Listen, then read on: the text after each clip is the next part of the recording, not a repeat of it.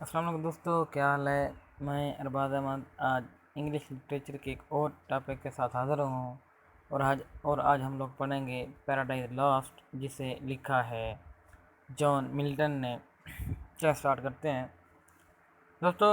ये पोएम है, तीन आदमियों के मुतालिक पोएम है।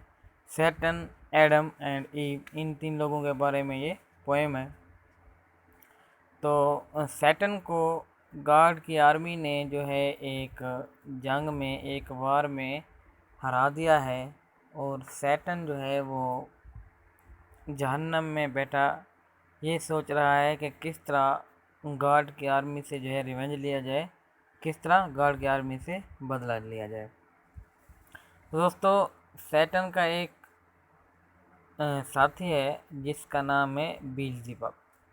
बील्ज़ेबब सैटन को कहता है कि हम लोग क्यों ना गॉड ने ये जो दुनिया बनाई है, तो हम वहाँ पर जाएं और वहाँ पर दंगा फसाद करें, फितना फसाद फैलाएं।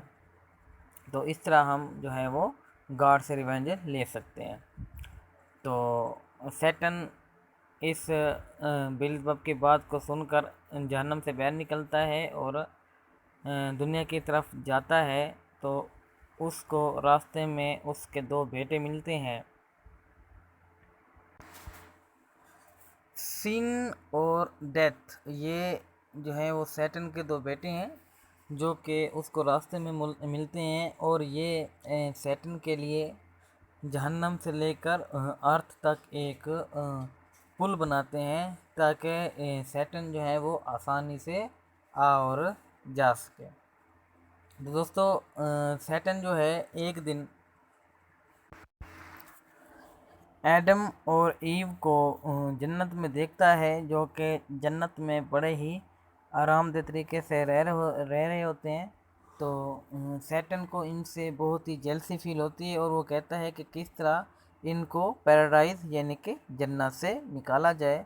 तो इसके लिए जो है वो बहुत सी तरकीबें सोचता है।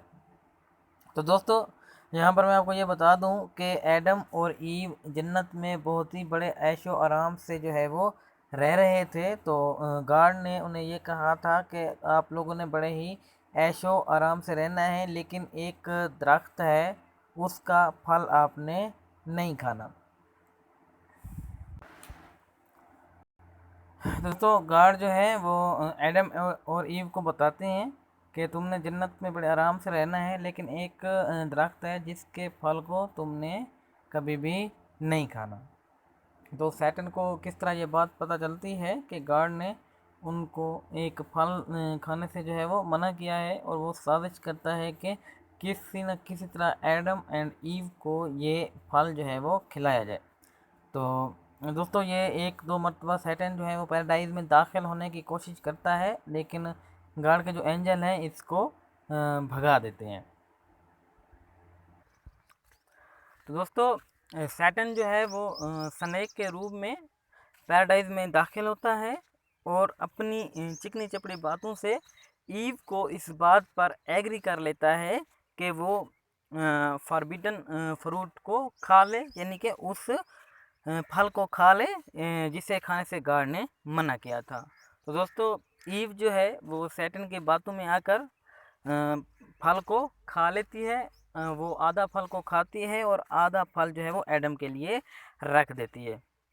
और बिलाकर एडम जो है वो भी ईव की बातों में आकर उस फल को खा लेते हैं जिसे खाने से गार्ड ने मना किया था।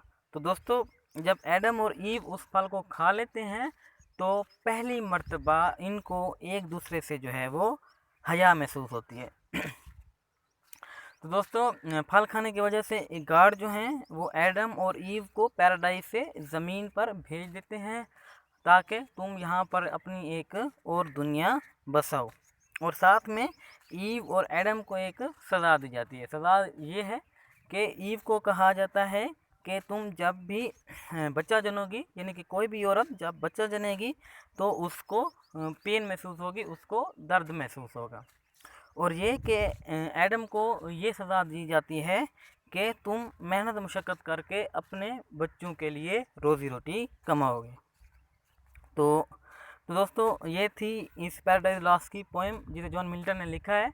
मैं उम्मीद करता हूँ कि मेरा ये लेक्चर जो है आप लोगों को पसंद आया होगा। अगर पसंद आया है तो मेरे चैनल को ज़रूर सब्सक्राइब कीजिए। Thank you.